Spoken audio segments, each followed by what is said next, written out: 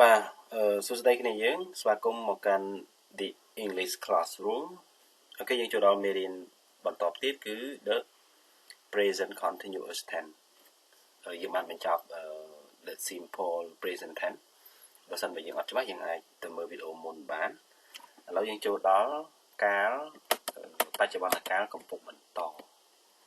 អូខេកាលទី2ណាយើងចូលដល់កាលទី2ក្នុងចំណោមកាលទាំង12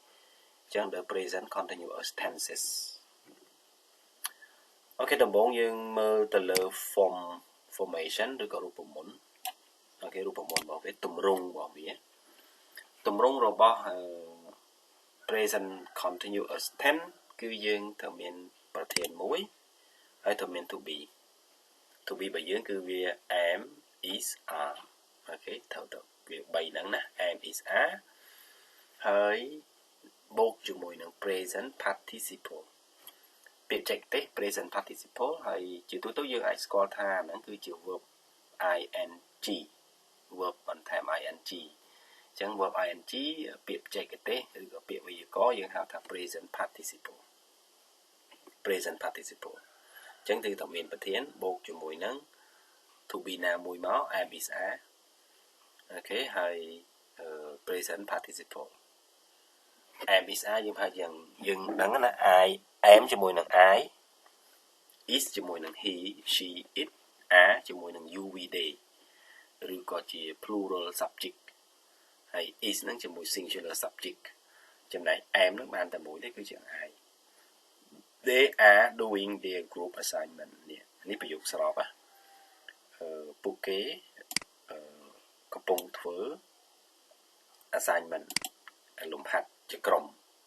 they are doing កំពុងធ្វើ they are they គឺប្រើជាមួយ to be are ហើយ doing គឺជា present participle អញ្ចឹងគឺមានអា3នេះចូលមកគឺវាអាចបង្ហាញអំពី present continuous tense ហើយគ្រាន់តែដើម្បីឲ្យប្រយោគនោះមានន័យគ្រប់គ្រាន់យើងបន្ថែមពាក្យខាងក្រោយអីទៀតមកមានកម្មបត្តិមានពេលវេលាមានអីចឹងតាមតម្រូវការរបស់យើងប៉ុន្តែដើម្បីសម្គាល់ថាវាជា present continue យើងមើលទៅលើ3ហ្នឹង subject they to be are doing គឺ present participle they are sleeping អូខេទាំង3នេះគឺចប់ដំណឹងតែម្ដងប្រយោគហ្នឹង they are sleeping ពួកគេអត់គេងទេអត់កំពុងគេងទេមិនកំពុងគេងទេអញ្ចឹងជាប្រយោគបដិសេធយើងបន្ថែម not they are មកពី they are not អញ្ចឹងយើងឃើញមានប្រធាន they ហើយ subject to be គឺ are ហើយ verb present participle sleeping ឃើញទេធាតុផ្សំទាំង3ហ្នឹងមកបូកចូលគ្នាឲ្យតែមានធាតុផ្សំទាំង3ហ្នឹងបូកចូលគ្នាយើងអាចបង្កើតបានជា continue ហើយ present continuous tense ហើយ what are they doing okay what are they doing គឺជាប្រយោគសំណួរគឺដោយសារប្រយោគសំណួរយើងយក to be មកខាងមុខ they ណាគឺមាន subject they គឺមាន to be are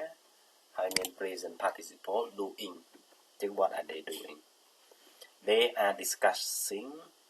how to help their friend អូខេពួកគេកំពុងជជែកគ្នាថាធ្វើម៉េចដើម្បីជួយមិត្តភក្តិអញ្ចឹង they are discussing នេះគឺ present continuous tense ទៀតហើយដោយសារអីវាមាន they វាមាន are វាមាន discussing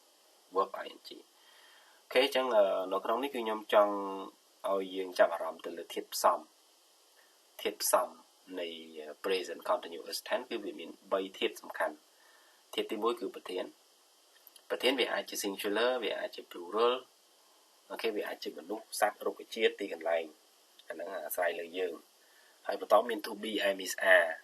am នឹងជាមួយ I មក is ជាមួយនឹងកិរិយាសព្ទ he she it ឬក៏ singular subject uncountable noun អញ្ចឹងទៅ are នេះគឺជាមួយនឹង you we they ឬក៏ plural verb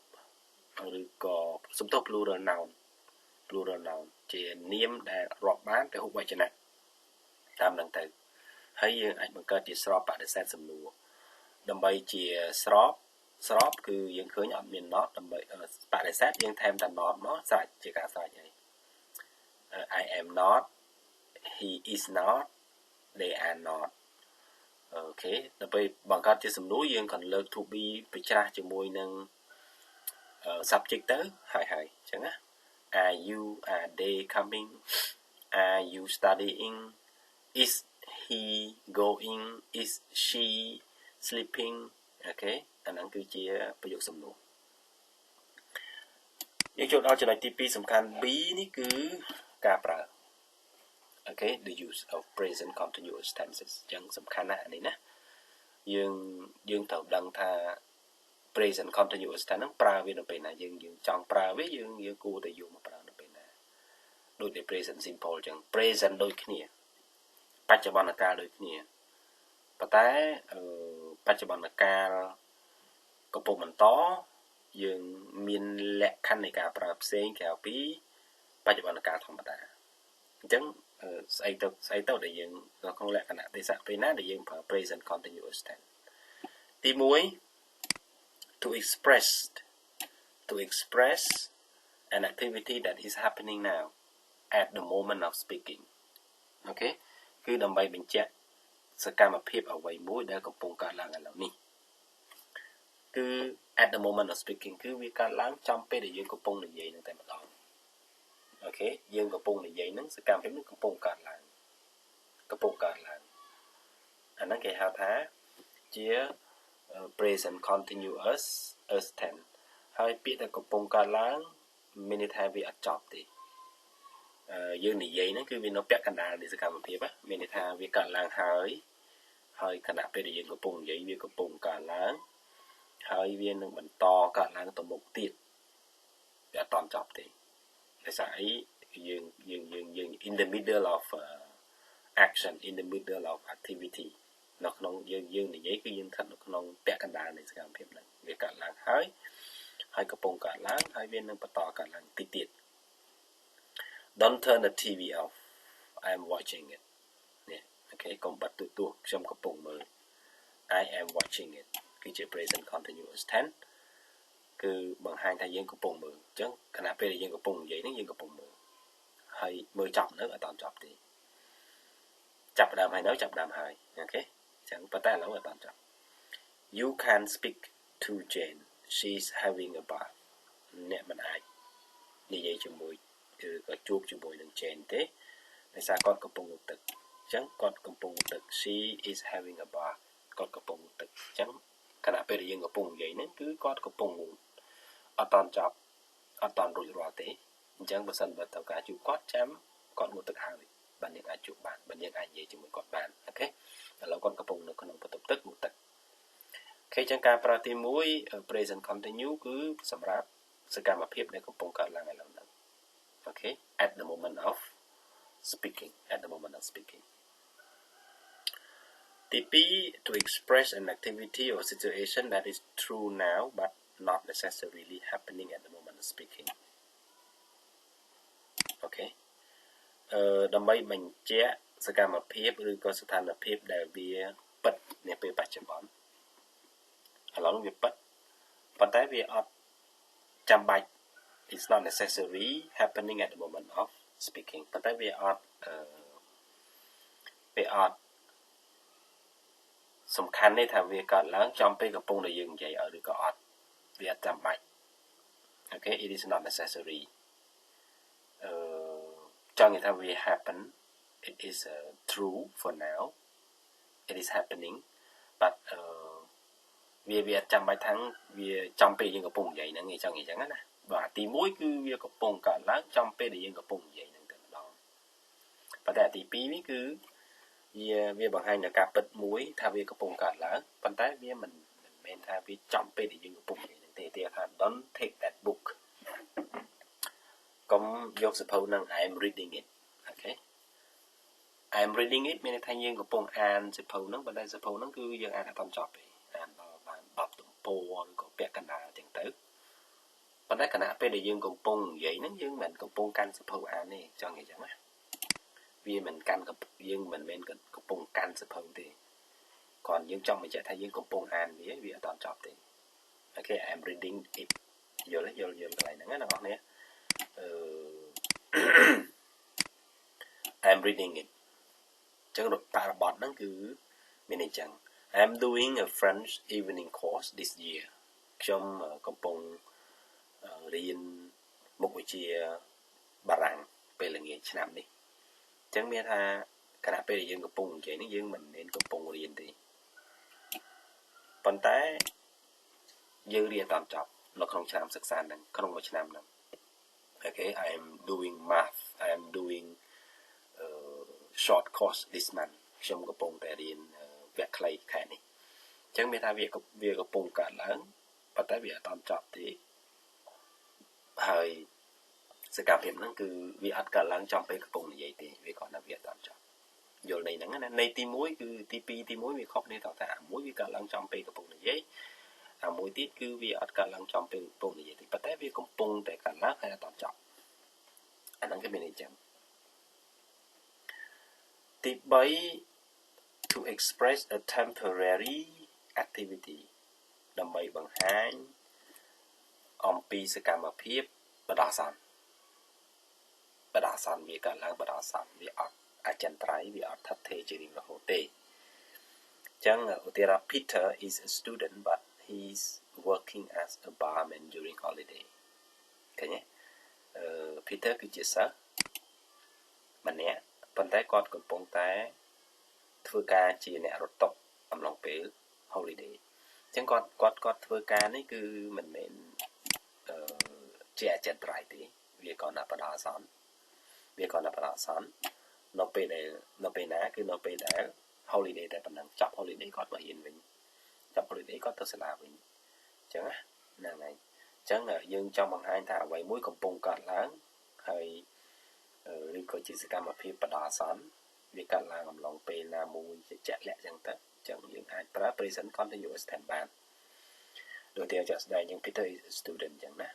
he is working as a barman during holiday I am living with my friend until I find a place of my own នេះខ្ញុំរស់នៅជាមួយមិត្តភ័ក្តិរហូតដល់ខ្ញុំរកកន្លែងជួលឃើញអញ្ចឹងឥឡូវនេះគឺយើងនៅជាមួយគាត់យើងកំពុងនៅជាមួយមិត្តភ័ក្តិយើង share បន្ទប់មួយមិត្តភ័ក្តិហើយរហូតដល់យើងរកបន្ទប់ឃើញយើងជប់ជាយើងជប់នៅមួយគាត់ហើយយើងដូរទៅនៅខ្លួនឯងវិញហើយអាហ្នឹងគឺវាមានន័យថាអញ្ចឹងណាមានន័យថាអញ្ចឹងអញ្ចឹងទី3យើងប្រើ present continuous tense ហ្នឹងដើម្បីបង្ហាញអំពី temporary activity សកម្មភាពដែលជាលក្ខណៈថាបដោះអាសន្ន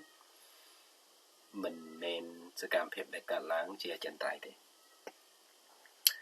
ទី4 to express a plan future arrangement អូខេអានេះគឺបង្ហាញអំពីការរៀបចំគឺការគ្រោងទុកសម្រាប់អនាគតកាលអូខេបង្ហាញអំពីការគ្រោងទុកសម្រាប់ការរៀបចំឬក៏គ្រោងទុកសម្រាប់អនាគតកាលវាអត់តកើតឡើងបើយើងគម្រោងនឹងធ្វើអីមួយយើងមានគម្រោងទុកជាមុនសកម្មភាពវាអត់តធ្វើបើយើងមានគម្រោង I am having lunch with my boss tomorrow នេះខ្ញុំនឹងតែប៉ុន្តែអត់តកើតឡើងទេណាប៉ុន្តែយើងមានគម្រោងព្រួយតកែគាត់អញ្ជើញយើងទៅគាត់បានប្រាប់យើងថាញ៉ាំអាហារថ្ងៃត្រង់ពេលថ្ងៃត្រង់ជាមួយនឹងគាត់អញ្ចឹងយើងអាចនិយាយថា I am having lunch with my boss tomorrow ខ្ញុំនឹងញ៉ាំអាហារថ្ងៃត្រង់ជាមួយនឹងតកែរបស់ខ្ញុំនៅថ្ងៃស្អែកអញ្ចឹង present continuous អូខេប៉ុន្តែវាបង្ហាញពីសម្រាប់ future arrangement future plan we are meeting at 10 outside the restaurant ពួកយើងនឹងជួបនៅម៉ោង1សំទោសណាម៉ោង1នៅក្រៅវិនិច្ឆ័យអញ្ចឹងយើងនឹងជួបនៅម៉ោង1វាអត់តម៉ោង1ដល់ឡើយទេប៉ុន្តែយើងនឹងជួបដោយសារយើងមាន plan យើងមានអីមួយគ្នាអត់ហើយអញ្ចឹងយើងនឹងជួបគ្នាឬក៏ប្រជុំនៅម៉ោង1 I am taking my children to the zoo this weekend ខ្ញុំនឹងយកកូនរបស់ខ្ញុំទៅលេងសួនសត្វនៅចុងសប្តាហ៍នេះអញ្ចឹង we plan យើងមាន plan ជាស្រេចថាយើងនឹងយកគាត់ទៅយើងយកគាត់ទៅ zoo អូខេយើងមាន plan ថាប្រជុំយើងមាន plan ថាញ៉ាំអាហារថ្ងៃត្រង់អាហ្នឹងវាជា future plan arrangement អូខេ future plan arrangement ឬក៏ plan future arrangement ការរៀបចំអនាគតនៅពេលអនាគតដែលយើងបានគ្រោងទុកជាស្រេចអាហ្នឹងយើងប្រើ present continuous tense for future អញ្ចឹងយើងអ្នករៀនវេយ្យាករណ៍មានន័យថា future សុទ្ធតែប្រើ will ទេ Okay មាន future សព្ទតែប្រើវាយើងរៀនមកមិញយើងឃើញថា present simple ក៏អាចប្រើសម្រាប់ future present continue ក៏អាចប្រើសម្រាប់ future it's not always will for future okay but also present simple and present continuous tense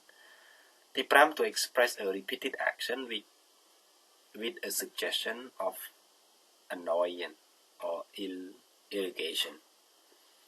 អានេះគឺចង់បង្ហាញអំពីសកម្មភាពដែលកើតឡើងដដែលអូខេជាមួយនឹងការដែលគេផ្ដល់ជាយោបល់ថានឹងវាគួររំខានឬអីចឹងទៅដូចវាកើតឡើងដដែលវាធ្វើរំខានដល់យើងណាវាធ្វើឲ្យយើងមិនមានអារម្មណ៍ថាស្រួលក្នុងចិត្ត Note in this case the present continuous is usually used with frequency word especially always គេថានៅក្នុងករណីនេះគឺ present continuous តែងតែប្រើជាមួយនឹង always okay always he always borrowing my book he always borrowing my book គាត់តែងតែខ្ចីសៀវភៅខ្ញុំអញ្ចឹងការខ្ចីហ្នឹងគឺយើងចិត្តឲ្យទៅតល់ចិត្តឲ្យមិនដែរវារំខានណាអូខេតិចខ្ចីអត់ដែលទិញខ្លួនឯងទេហើយអានហើយឡើងទៅពុកពុយអញ្ចឹងទៅ he's always complaining គាត់តែងតែអ៊ូតន់អូខេហ្នឹងគឺយើងបង្ហាញពីអារម្មណ៍យើងធុញទ្រាន់អារម្មណ៍រំខានជាមួយនរណាម្នាក់